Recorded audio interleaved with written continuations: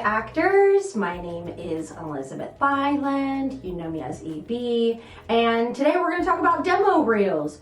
Woo!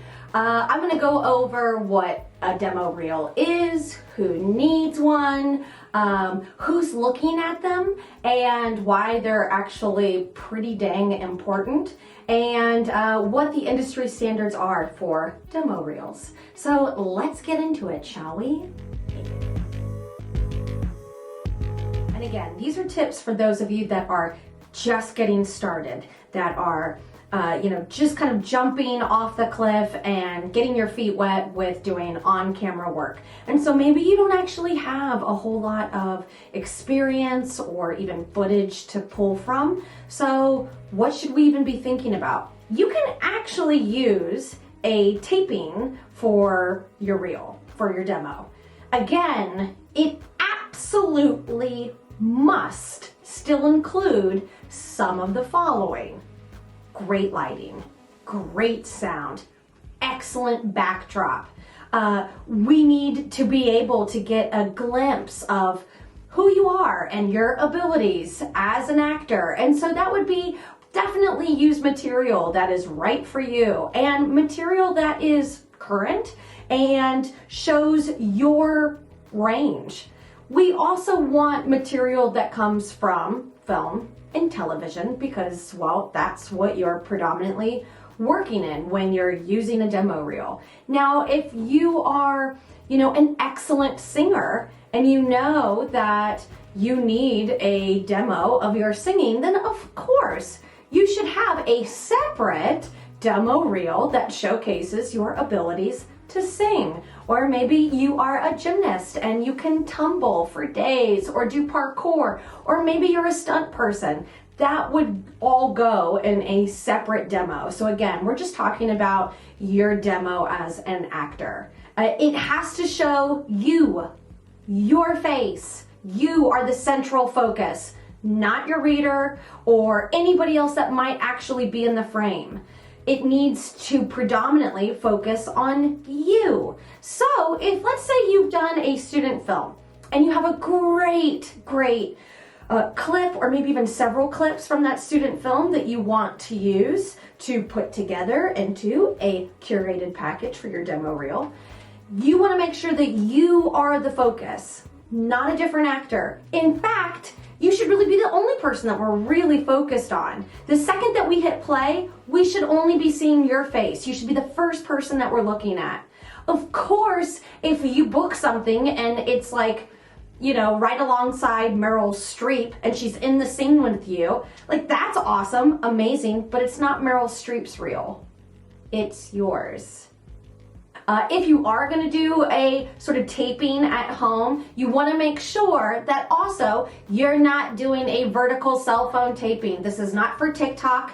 This is for casting directors, for people that are in film and cinema. So you need to make sure that you are using the appropriate framing, which is not a vertical setup. It is a landscape setup. It is a horizontal setup. Now, the next thing that you want to think about is how long it should actually be. No more than 2 to 3 minutes. And 3 minutes is like pushing it. And I'll be honest, if anybody's actually watching your reel after 90 seconds, maybe after 2 minutes, you're lucky. Think about it. The people that are watching these, they are agents and they're managers, they're casting directors. They don't have the time to sit there and wait for your big epic moment at 2 minutes and 45 seconds in. That's what we should be leading with. You're leading with your strongest clips, or your strongest scene and your most recent scene, and the stuff that looks like who you are today. So also it should be the stuff that you would be bookable for today. So you want to make sure that the material, the scene, or the clips that you've gathered, you want to make sure that you're always leading with your strongest right out of the gate. Again, you want to think about maybe each clip or each scene being probably no more than 30 seconds a piece. And you want to think about maybe collecting anywhere from 4 to 6 clips for the demo. But again, that might be for somebody that's been in the industry for a while and they've been doing all of the student films that you should be doing, and they've been doing the indie projects, and they've been able to gather 6 really great short clips from those. So if you haven't done that, or maybe you're working on doing that and you've been auditioning like crazy, but you still need something for right now that's going to demonstrate your ability, great. Then maybe a home taping with probably just 2 scenes for that tape. Keep it under, I would really truly, I would keep it under 2 minutes even, and just make sure that each scene is a contrasting scene, has to be contrasting, and you're not using any theater scenes. I love you theater people, but we're not using any theater scenes. You want to make sure that you are using material that is coming from your industry, coming from film and television. So make sure that those contrasting scenes are truly contrasting and they show off you. So, great quality has to showcase you, your face, you as a central person that we should be looking at, and keep it short. The next thing is, let's say you've done a local project or kind of a small, low budget indie film, and maybe the sound isn't quite right. Maybe the lighting isn't quite what you were hoping for. It's got like a lot of shadows. Well, honestly, you might be able to fix a lot of that yourself through your own movie editing software. You can sometimes adjust some of the levels, you can adjust some of the lighting, some of the aperture, so that it does enhance you, the overall product that we're seeing of you on camera. It doesn't always work, but it's definitely something that you should look at before you completely say, ugh, I can't use my footage at all. And that also goes with sound. Sometimes it can be through actually re-recording your audio that we can get the correct audio that maybe we need to use that as its final, final audio, final footage. But now you're like, oh, now what do I do with this? How do I know that these clips are actually the clips that I should be using? Fair question. Cut out the fat. Cut out the fat. Yeah, you want to make sure that we get right to it. Make sure that we're getting to the meat and potatoes of whatever the scene is that you're showing us. We don't need the exposition. We don't need the backstory. It doesn't even have to make sense. You don't have to give us the context of the actual scene or the film that you were doing. We don't need to know any of that. We just need to know that you can act. That's it.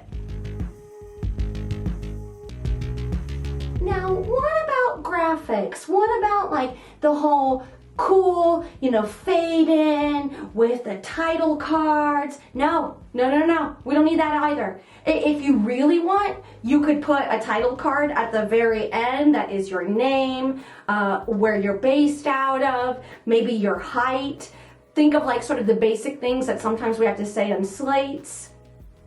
But other than that, no, you don't need anything. And in fact, here recently, I've even seen a lot of casting directors mention they don't even need to know what the project is that they're currently watching within the demo. Sometimes you'll click play and you'll see an actor has sort of like in the bottom lower sort of right hand side or left hand side of the screen the actual project that they did.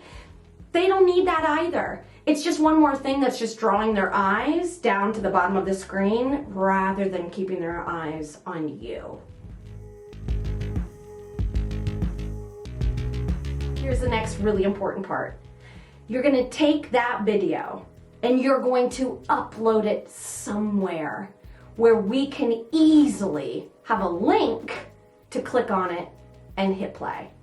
It needs to be somewhere where it can just live and you can have a link to that spot that you can share with casting directors, you can share it with film directors, managers, you name it.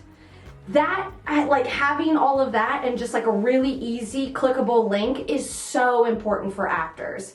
Casting directors, they don't want to wait. Neither do film directors, or especially agents and managers. They want to have something that they can click, that they can view either from their tablets, from their phones, or from their laptops. So my recommendation is, of course, you definitely want to upload this to your Actors Access. You want to upload it to all of your casting digital websites. But in addition, if you want to put this up on, like, say, YouTube, or you want to put it as like sort of a Google Drive folder, and then you've always got those links, great, do it. No matter what, we just need to have an easy clickable link that takes us right to your demo reel. Agents will sometimes ask you for those, and it'll be like, hey, I need your demo reel, I need it right now, because something is in the works, because they're talking to somebody, because they're talking to a film director. And so that's really, really important that you can be like, oh yeah, sure, boom, here you go.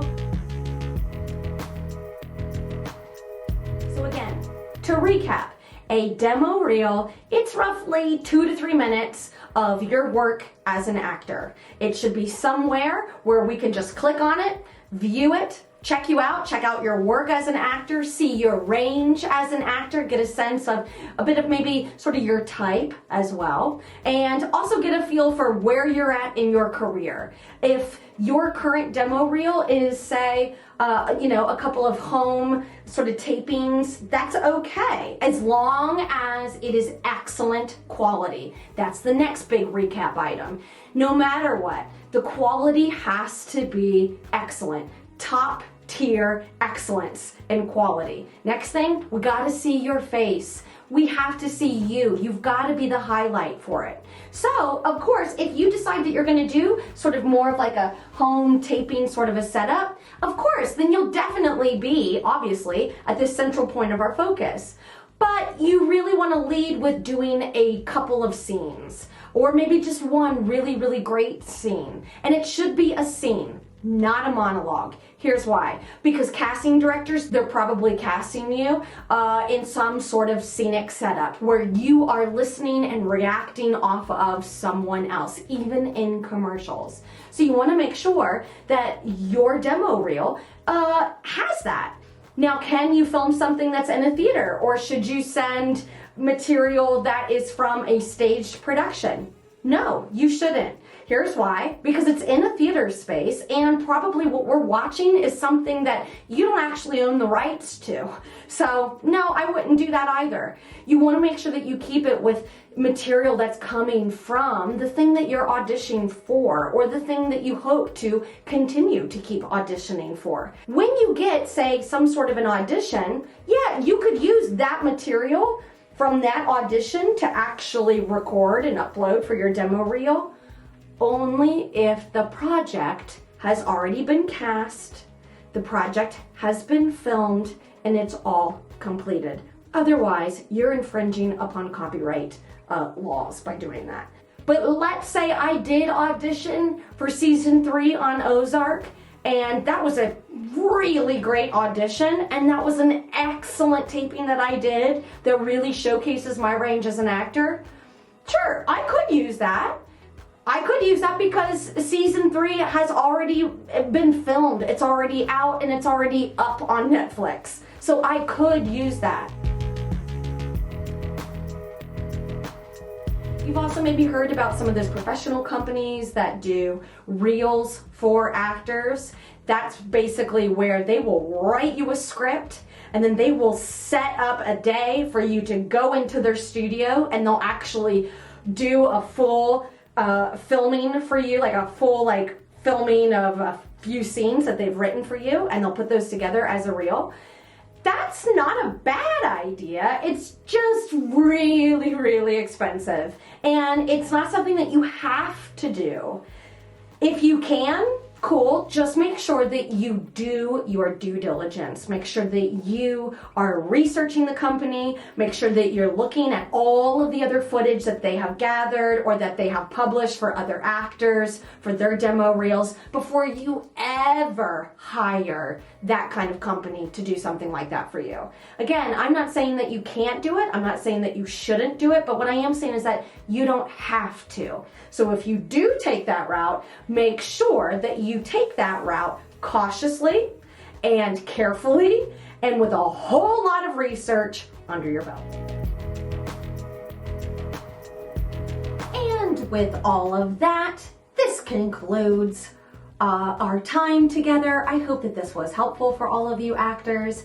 Just remember, this stuff, it takes time. It takes time to get comfortable with. It takes time to just garner all of the clips that one might need for a full professional demo reel. It's not something that just happens overnight, but it does take a lot of work. It takes a lot of time, a lot of patience, a lot of grit, resilience. So with that being said, just know that you're already where you're supposed to be. You're already doing the things that you should be doing just by, getting the right information.